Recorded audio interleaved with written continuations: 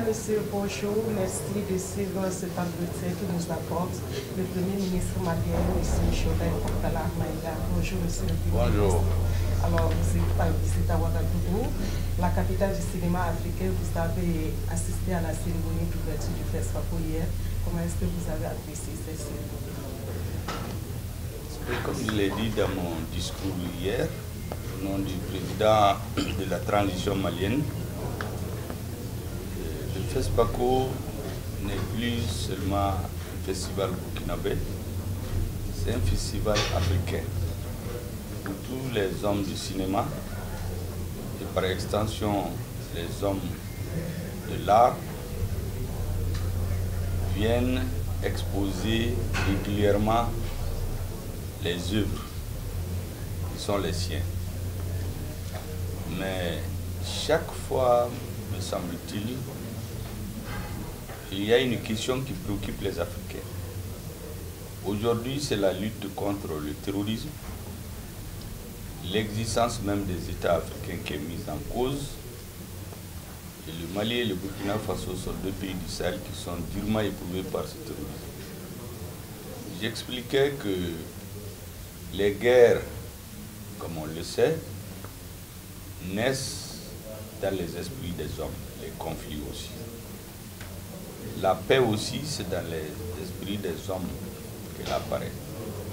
Et donc les hommes de cinéma ont un rôle extrêmement important à jouer, qui est similaire à ce que nos hommes en tenue font au front, qui tombent tous les jours, pour que nous puissions nous réunir hier à ce festival. Et donc, eux aussi, leur travail, c'est de faire en sorte qu'il y ait des liens entre les humains pour qu'il y ait moins de conflits, pour qu'il y ait un mieux vivre. Et donc, à leur front, eux aussi, chacun son travail, ils font de leur mieux.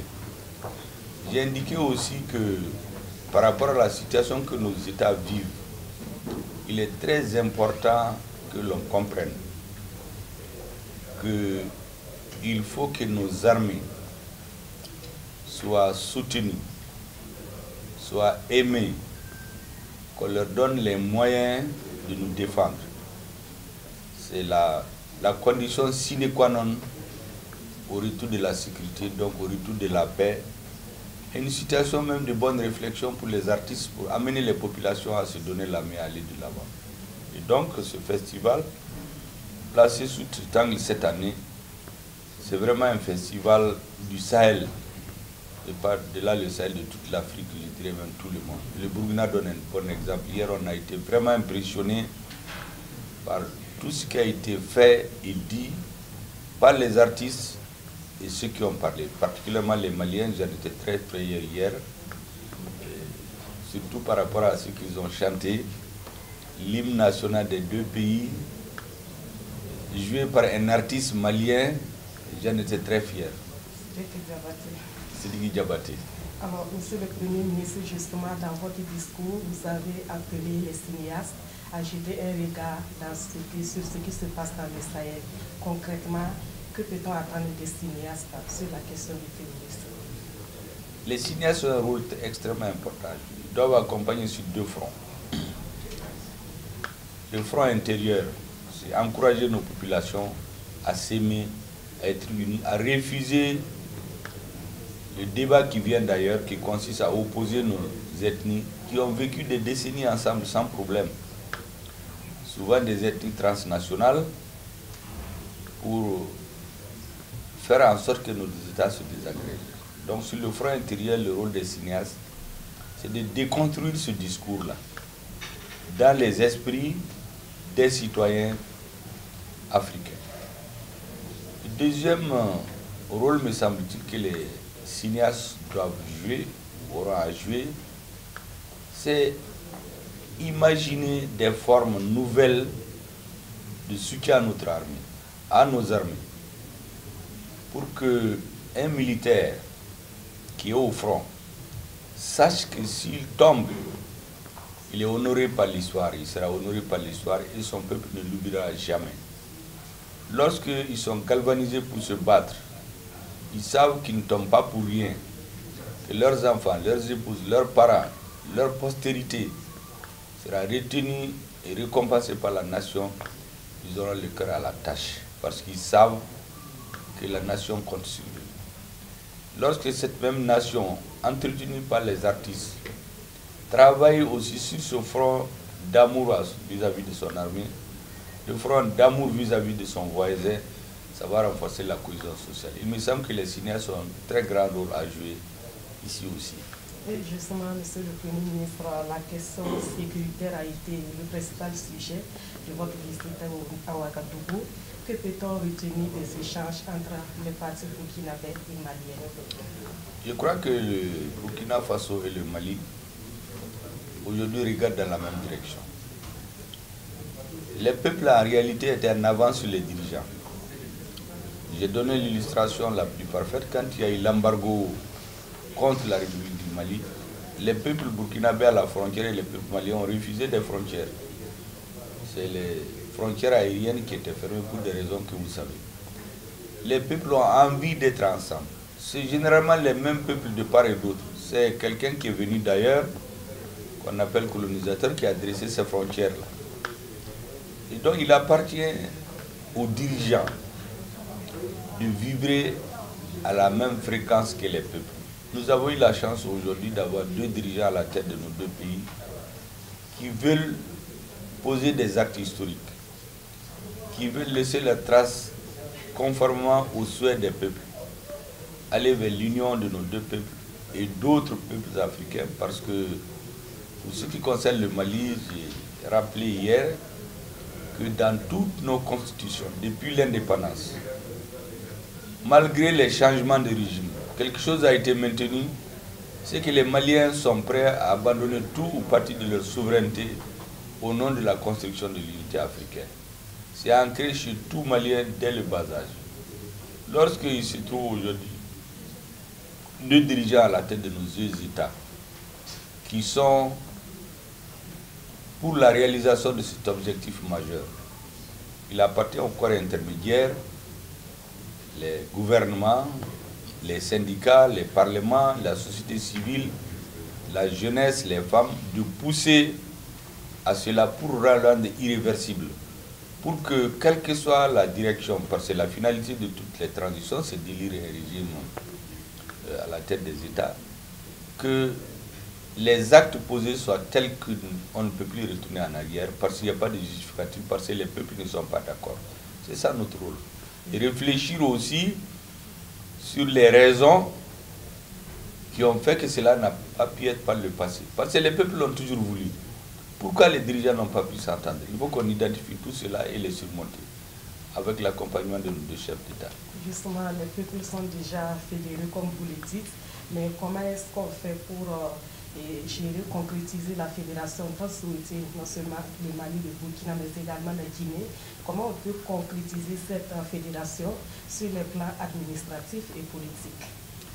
Vous savez, nous avons imaginé la tenue de la grande commission mixte Burkina-Mali dans les prochains jours, une grande réunion des ministres chargés des questions économiques aussi, des trois pays, Mali, Burkina, Guinée. Nous lorgnons bien sûr vers d'autres pays africains, mais il faut poser d'abord, il faut commencer. Les deux pays ont décidé de commencer. Donc, à l'occasion de cette commission mixte, tous les aspects vont être examinés. Pourquoi, malgré les souhaits des peuples, ça n'a pas marché hier? Qu'est-ce qu'il faut faire pour que ça marche aujourd'hui et demain? Quelle réponse donner aux citoyens, aux intellectuels, qui pour diverses raisons ont des interrogations? C'est aussi des citoyens, les écouter. En intégrant tout cela, nous pourrons avoir une unanimité au niveau des peuples.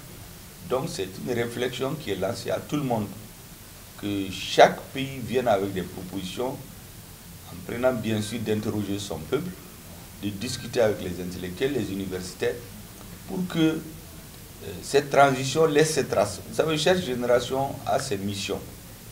Nous ne disons pas que tout va être parfait sous cette génération, mais au moins qu'on pose des actes qui montrent que l'on facilite la tâche à ceux qui viendront.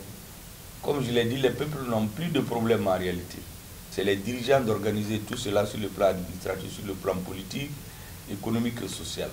Donc on s'est donné rendez-vous à l'occasion de la grande commission mixte Mali-Burkina. En attendant, Monsieur le Premier ministre, concernant la lutte contre le terrorisme, vous avez affirmé qu'aucune armée étrangère ne viendra mourir pour nous, parlant des peuples maliens et burkinabés. Mais si cette armée venait de la Russie? Vous savez, au Mali, notre président, le colonel Assimi Goïta, a dicté 3 principes.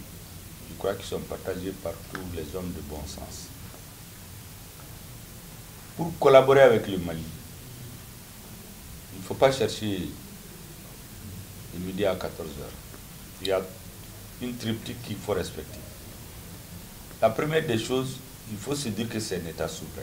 Respecter notre souveraineté. C'est partagé par nos amis du Burkina.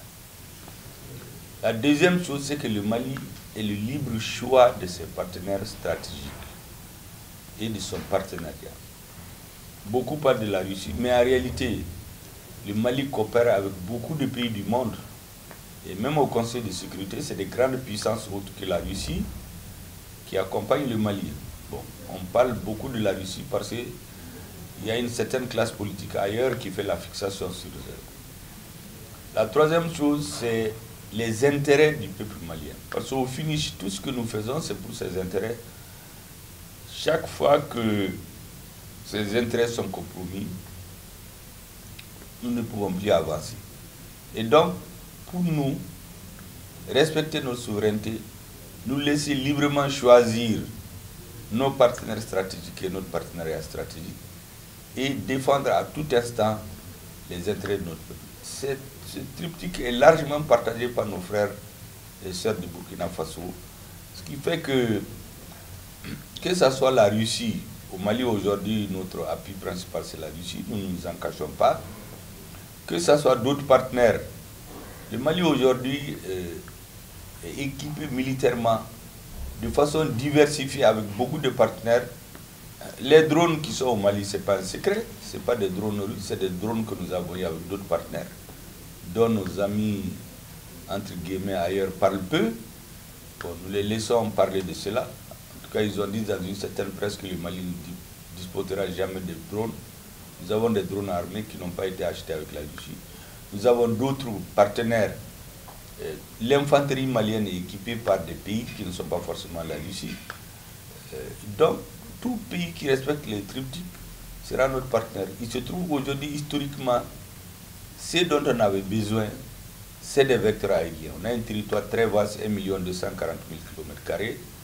Nous avons une aviation, des hélicoptères que nous allons continuer à acheter pour équiper notre armée. Nous avons des drones de combat qu'on achète avec d'autres partenaires. Nous avons notre infanterie qu'il faut équiper parce que les terroristes changent de stratégie chaque fois. Il faut qu'on s'adapte à cela. Au Mali, par exemple, les tueries massives qu'ils faisaient dans les villages, des camps qui étaient attaqués en 2018-2019, touchons du bois, c'était un lointain souvenir. Ils continuent à exercer cette pression sur le Burkina pour amener la population à se décourager, à douter de son armée. Nous sommes venus donc manifester notre solidarité, présenter nos condoléances par rapport au dernier drame qu'il y a eu dans notre pays frère, le Burkina Faso, et leur dire que nous avons passé par cette étape-là. Et rien ne doit vous amener à douter de votre armée. Vous voulez dire que c'est un scénario auquel il fallait forcément s'attendre? Forcément parce que vos choix aujourd'hui ne plaisent pas à certains. Donc ceux qui ne sont pas contents vont chercher à mettre du grain dans le sable, vous empêcher d'avancer comme votre peuple le veut. Mais si vous tenez bon, si vous soutenez votre armée, si vous n'oubliez jamais ceux qui se sacrifient pour vous, vous verrez petit à petit, la paix sera de retour. Et je l'ai dit, je suis convaincu que les peuples maliens et burkinabés, les peuples du Sahel, vaincront le terrorisme. Pourquoi? Parce que la cause que nous défendons est juste. Nous pouvons perdre des batailles, comme je l'ai dit, comme on l'a vu hier et il y a quelques jours ici, perdre des équipements, perdre des hommes, mais la guerre sera forcément gagnée parce que notre cause est juste. Monsieur le Premier ministre, aujourd'hui, comment est-ce qu'on peut qualifier les relations entre le Mali et la France? Vous savez, si vous regardez la chronologie, En un an, vous avez le représentant de la CEDEAO qui a été remercié du Mali. Parce que nous avions des doutes que nous avons exprimés à la CEDEAO. Nous avions l'ambassadeur du pays dont vous venez de parler, qui a été remercié du Mali. Nous avons tenu les assises nationales de la refondation. Forum qui n'a jamais été organisé au Mali d'une telle envergure. Même dans les zones les plus éloignées, là où il y a l'insécurité, les populations allaient donner leur avis. Nous avons tenu face à l'embargo inhumain, illégal et illégitime contre le peuple malien pris par la CEDEAO et l'UMO pendant des mois, alors qu'on avait prédit la disparition de l'État en 1 semaine et demie. Nous avons défendu notre souveraineté avec un pays frère qui ne nous avait pas compris au début. On a fini par se comprendre entre nous et tout se passe bien, je crois, maintenant. Nous avons expliqué à certaines ONG du pays dont vous parlez qui se livrent à des activités que nous ne considérons pas totalement compatibles avec ce qu'elles font, d'arrêter de faire cela et se conformer à la loi malienne. Nous avons des partenaires étrangers qui se sont mis à se mêler de nos affaires, à donner des fausses informations, ont été aussi remerciés. Tout cela en un an. Pourquoi? Parce que nous avions voulu simplement respecter le triptyque dont je viens de vous parler. Eh bien, il y a un pays dont les dirigeants, je ne dis pas les peuples, ont estimé que nous ne devons pas faire cela. Nous devons faire comme ils veulent. Nous avons dit non, en nous disant organiser des élections. Nous avons été très clairs. Nous avons organisé les élections pendant 30 ans. Ça n'a pas empêché plusieurs coups d'État. Donc, le défi principal du Sahel, ce n'est pas l'organisation d'élections, ce n'est pas un problème de démocratie, c'est un problème de sécurité. Si je prends votre pays, il y a un régime démocratiquement élu que tout le monde a accepté. Il y avait un gouvernement, un parlement. Pourquoi les institutions ont été remises en cause? À cause de l'insécurité. Donc, la contradiction principale à laquelle tous les pays du Sahel doivent s'attaquer, c'est d'abord la sécurité de leurs citoyens. Ensuite, le processus démocratique, vous savez, on nous a fait comprendre que ça vient d'en haut. Il y a des pays qui ont fait 200, 300 ans. Ce n'est pas venu d'en haut. Il a fallu que le peuple soit nourri suffisamment, logé, instruit, éduqué, librement se déplacer pour que le peuple impose. C'est le peuple qui impose le processus de démocratisation. Ce n'est pas quelque chose qui est dicté d'en haut. Et quand on n'a pas la sécurité, il n'y a rien. Il n'y a pas de religion, pas de nourriture, a fortiori un vote. Quelqu'un qui a faim, qui meurt de faim, est-ce qu'il peut penser à un vote? Il pense à se nourrir d'abord. Quelqu'un qui va prier qu'on vienne tuer, est-ce qu'il pense à un vote? Il pense à se nourrir d'abord. Il pense à se sécuriser d'abord. Et donc nous avons décidé que nous n'allons plus faire comme dans certains pays qu'on a observé, où on a organisé des élections pendant 20 ans. Un jour, les partenaires extérieurs ont décidé qu'ils s'en vont. Et on a vu la population s'accrocher à des trains des avions pour quitter le pays. Entre-temps, les dirigeants avaient plié bagages. Nous ne voulons plus de cela. Nos peuples, nos dirigeants, ceux qui sont à la tête de nos pays, n'ont pas un autre pays, d'autres pays que le Mali et le Burkina Faso. Nous avons décidé de prioriser les actions de notre peuple, les sécuriser. Parallèlement, on n'attend pas, mais c'est parallèlement, nous organisons les autres secteurs. Un gouvernement qui ne peut pas assurer la sécurité de ses citoyens, il ne peut pas être un gouvernement légitime, quelle que soit la façon dont il arrive au pouvoir. Un gouvernement, après avoir, ou parallèlement à la sécurisation de sa population, la sécurisation physique, doit lui donner la sécurité alimentaire, manger et boire, doit lui donner la sécurité éducative, la sécurité sanitaire, la sécurité, la liberté d'aller et revenir. C'est le minimum qu'un gouvernement doit assurer à sa population. Et le processus de démocratisation, il va s'imposer. Le peuple va faire en sorte qu'à un moment donné, pour être dirigeant, c'est lui qui pose les conditions et non que les dirigeants lui posent ces conditions. C'est tout ce que nous voulons établir dans nos pays. Parce que les autres ont suivi cette voie. Je ne sais pas pourquoi ils disent qu'en Afrique, ce n'est pas ça. Il faut qu'on suive une voie. Quelqu'un se met à parler du Mali en disant allez-y aux élections. Quand nous leur disons on a fait des élections pendant 30 ans, ils instrumentalisent certains responsables politiques qui disent allons-y à des élections, sachant bien que celui qui parle comme ça ne peut pas aller à des élections dans son propre pays, dans son propre village. Donc, on maintient les Africains dans une atmosphère, dans une situation où on pense qu'ils ne voient pas leurs problèmes. D'ailleurs, il y a un responsable qui s'est permis récemment de le dire, ce qu'il pense, il a dit tout haut, ce que beaucoup pensent du Mali. Donc, le pays dont vous parlez, si vous regardez chronologiquement, le Mali n'a jamais commencé une mésentente. C'est les autres qui veulent dicter au Mali ce qu'il doit faire. Nous avons dit non. Pour le reste, le Mali n'est pas en conflit. Les Maliens ne sont pas en conflit avec les Français. Vous savez qu'en France, pour ceux qui ne le savent pas, la deuxième colonie étrangère la plus importante est les Maliens. Ce que les Maliens font pour l'économie malienne, les Maliens de France, c'est plus que les étrangers, les Maliens de l'extérieur en général. Est-ce qu'un gouvernement raisonnable va se mettre contre tout ce monde? Et puis majoritairement, ces Maliens sont avec cette transition. Il faut que les autorités de ce pays demandent aux Maliens pourquoi vous soutenez cette transition et se conformer au désir des Maliens. Et non pas que les Maliens se conforment au désir d'un individu ou des individus, même pas. Parce que tous les peuples sont amis. Nous sommes amis au peuple français, comme nous sommes amis à d'autres peuples. C'est les dirigeants qui commettent des fautes. Donc nous n'avons pas de problème avec le peuple français. Le gouvernement français a voulu nous dicter ces conditions. Nous avons dit non. Respectez ce que notre président a dit. C'est tout.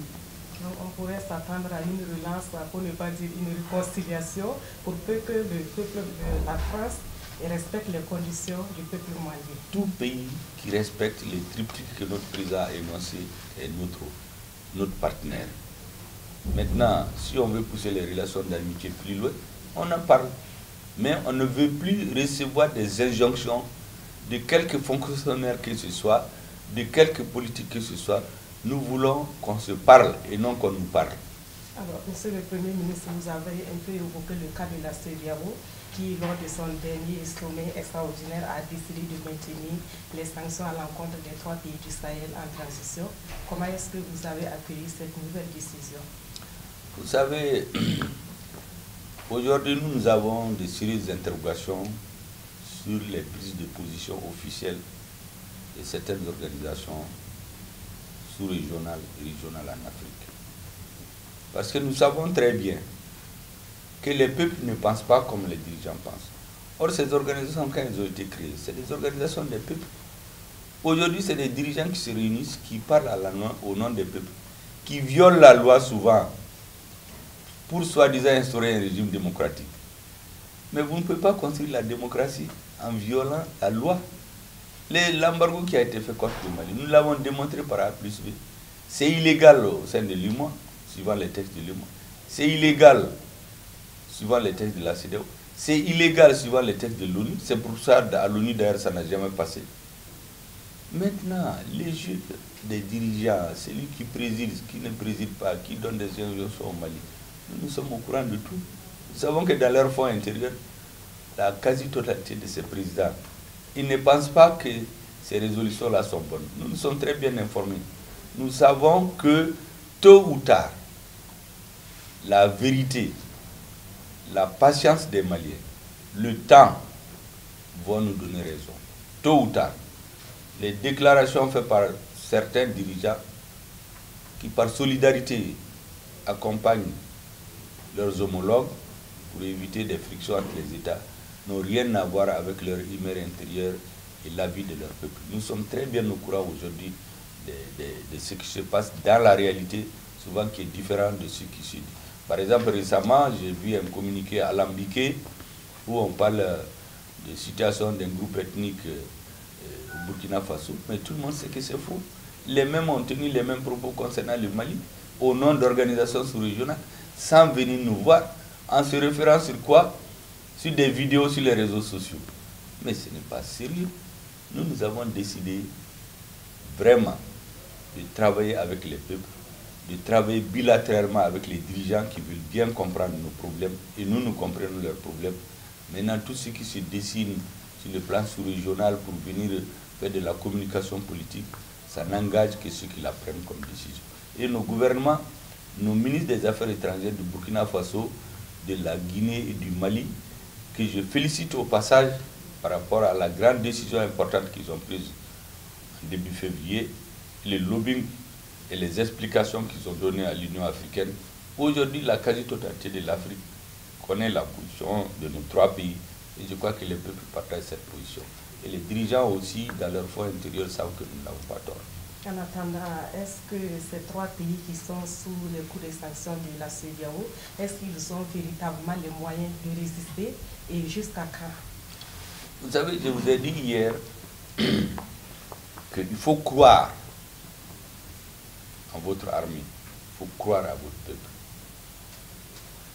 Notre président, c'est un chef militaire. Lui et ses compagnons, l'équipe qu'il dirige, ils ont fait plus de la moitié de leur vie sur le terrain militaire. Deuxièmement, vous savez que dans un pays, les militaires, c'est une partie de la population. Quand il n'y a pas de stabilité, ça empêche que les militaires se concentrent sur leur travail. Et donc, pour que tout arrive dans le sens que les peuples souhaitent, il faut que le peuple croie en lui-même et transmette cette confiance-là à son armée. Nous avons choisi le 14 janvier pour les raisons qu'on a expliquées comme la journée de la souveraineté retrouvée. Récemment, j'ai dit à des collègues que notre armée nous a restitué non seulement notre souveraineté, accompagnée de notre peuple, mais nous a donné la confiance. Avec la confiance, rien n'est impossible pour les peuples. Vous savez, au Mali, il y a 2 ou 3 ans, on a dit à tout le monde que un pays africain ne peut pas vivre sans l'aide extérieure dont vous venez de certains. On nous a tout coupé. Et pendant ce temps, nous nous sommes organisés. Notre peuple a fait bloc majoritairement autour de ses dirigeants. Nous avons mis la sécurité en priorité. Dans le programme d'action gouvernementale chez nous, l'axe numéro 1 sur les 4 axes, c'est d'abord la sécurité. Nous avons donné tous les moyens dont le pays disposait à notre armée. Et nous avons inversé la tendance aujourd'hui. Comme je vous dis, il y avait un moment où on tuait 40, 50, 60 militaires dans un cas. On rasait un village, 140 personnes. On ne pouvait rien faire. Nous n'avions même pas les moyens de déplacement pour aller secourir notre armée. Pour même parcourir certaines parties de notre territoire, les survols, il fallait demander l'autorisation à d'autres. Parce qu'on nous a dit, sans l'extérieur, on ne peut rien faire. On a décidé non. Le peuple malien a dit non. Et en un an, j'explique aux camarades, nous avons équipé notre armée plus que les 30 dernières années réunies. Sans l'aide de personne, avec l'argent des Maliens. Nous avons augmenté de 200 milliards, plus de 200 milliards. On a amélioré les conditions de vie des travailleurs.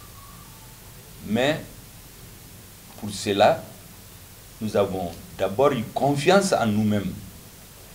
Nous avons remarqué que tout ce que nous donnons à notre armée, elle fait son boulot. Donc ce que je recommande, il faut avoir confiance en soi.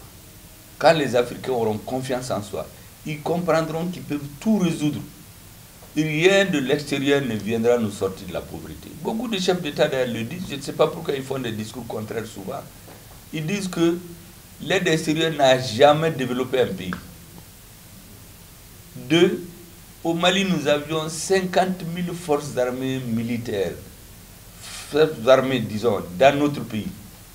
Les tueries massives continuaient. Aujourd'hui, il y a des tueries, c'est vrai, parce que les terroristes se réorganisent. La peur a changé de camp, ils ont peur et se réorganisent et s'attaquent à des cibles molles comme les villages, lâchement d'ailleurs, ou des soldats qui sont en retour. Mais pour l'essentiel, c'est nous-mêmes qui faisons tout. Et je vous dis, soyez sûrs, dans quelques mois, c'est le Burkina qui va donner l'exemple à d'autres pays. Et ensemble, nous allons dire à d'autres, croyez en votre force, les Africains. Vous avez tout chez vous pour vous développer. Donc la confiance, c'est extrêmement important. En plus de la souveraineté retrouvée, c'est-à-dire votre chef d'État, le chef suprême des armées, au Burkina, au Mali, dans un autre pays, peut décider d'aller sur son territoire quand il veut, au moment où il veut, sans demander l'autorisation d'une puissance étrangère. En plus de cela, il faut redonner confiance au peuple.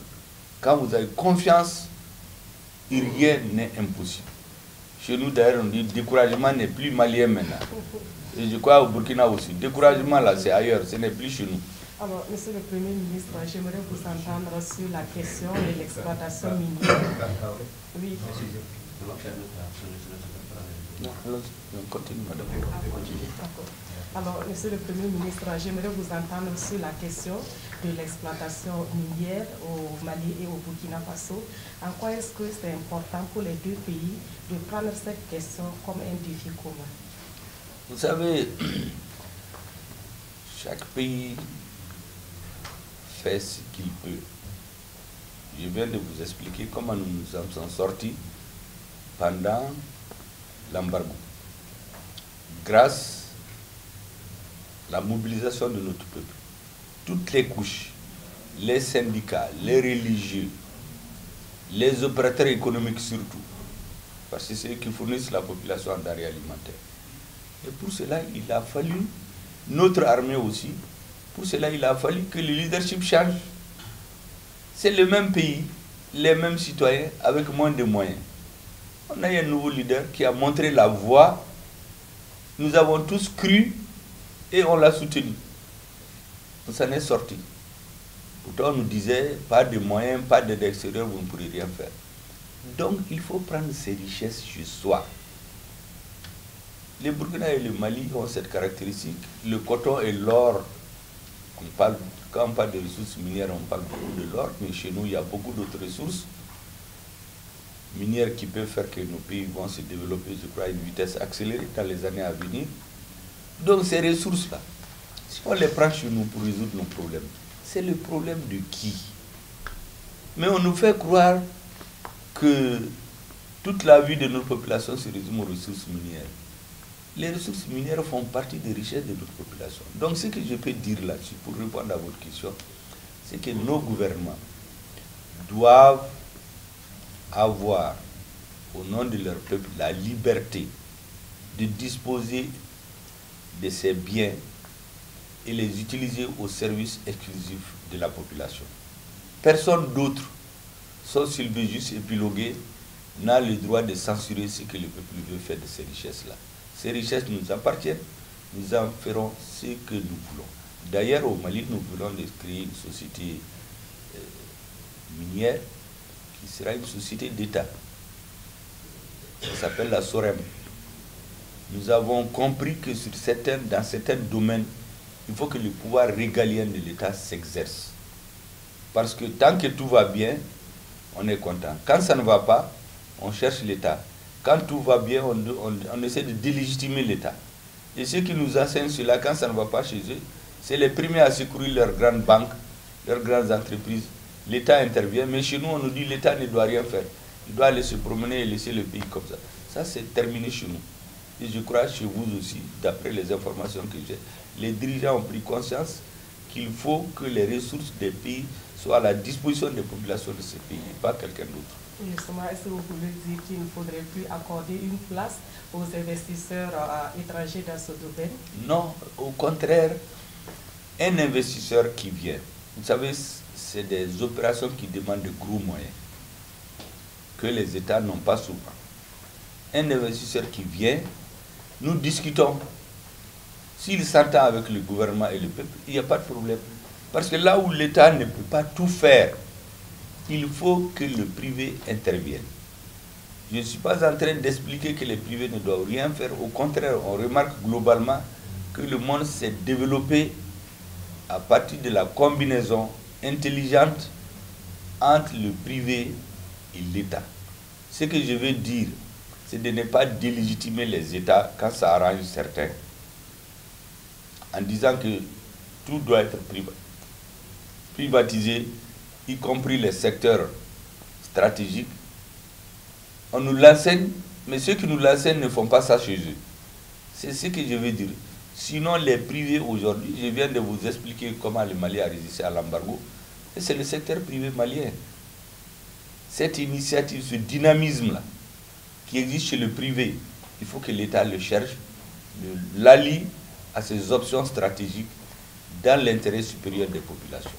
Monsieur le Premier ministre, dans quel état d'esprit repartez-vous de cette visite à Ouagadougou? Vous savez, je pars de cette visite, la délégation qui m'accompagne, composée de plusieurs ministres et de leurs collaborateurs, extrêmement satisfaits. Nous allons signer tout de suite le communiqué conjoint. Vous écouterez ce qui a été accepté par les deux parties. C'est un large programme d'action. Nous avons aussi des accords bilatéraux sur le plan sanitaire, sur le plan des infrastructures, sur le plan de la défense, de la sécurité, qui ont été conclus hier entre les différents départements de l'agriculture. Sans parler du joyau qui nous a été offert hier au FESPACO. Donc c'est une mission pleine d'enseignements positifs. C'est une mission qui a atteint totalement ses objectifs. Et je voudrais à cette occasion, au nom de la délégation malienne, des ministres qui m'accompagnent, du chef de l'État, exprimer toute notre reconnaissance au peuple burkinabé, au gouvernement, au Premier ministre et au président de la transition. Parce que sans le changement de leadership là, ce pays-là était là, comme on dit, on ne choisit pas ses voisins, on est lié par l'histoire, par la géographie. Ce que nous voulons que les dirigeants fassent, je suis sûr que majoritairement dans ces deux pays, les gens pensent comme ça. Il faut qu'on aille plus en avant. Et c'est à cela que nous sommes dédiés aujourd'hui. Ceux qui viendront après nous feront ce qui sera nécessaire, parce que personne n'est éternel, mais les pays sont éternels. Alors, pour terminer, si vous avez un message commun à adresser au peuple malien et burkinabé, que diriez-vous dans ce contexte précis? J'ai indiqué tout de suite que les peuples existaient depuis des années, les richesses existaient, les volontés populaires existaient. Il n'a fallu deux choses. Que nous prenions conscience que le tourisme risque de disloquer nos États. Il est en train de s'étendre du nord du Mali, c'est arrivé au Burkina. Il y a quelques années, ce n'était pas pensable. C'est descendu vers le golfe de Guinée. Le terrorisme ne laisse personne. Tout pays qui pense se protéger en affaiblissant les autres, il se trompe totalement de combat, d'adversaire. Les peuples ils ont déjà compris. J'en appelle donc à ce que beaucoup fassent comme nos deux pays. Parce que le leadership, que les leaders écoutent leur peuple. Que veut leur peuple? Quelles sont les priorités de leur peuple? Et les suivre. En les suivant, ils ne vont pas se tromper. Ni de combat, ni d'adversaire. Les peuples ne se trompent pas. Donc j'invite à plus de cohésion, à forcer encore les dirigeants à accélérer le processus d'intégration entre le Mali et le Burkina, d'intégration africaine. Parce que depuis 60 ans, nous ne parlons que de ça. Il faut maintenant que la nouvelle génération pose des actes, quitte à ce que ceux qui viennent après avancent parce qu'ils ont le soutien populaire et ne peuvent plus retourner en arrière. Et nos peuples sont déterminés, nos dirigeants sont déterminés à cela. Espérons que des traces historiques seront laissées dans les années à venir. Et cela, nous le devons grâce à nos peuples, grâce au leadership aujourd'hui que nos deux pays ont. Merci beaucoup. Merci. Et le peuple burkinabé nous a tout donné ici. Merci à vous. On a été vraiment chez nous. Merci à vous et bon retour à Bamako. Merci beaucoup.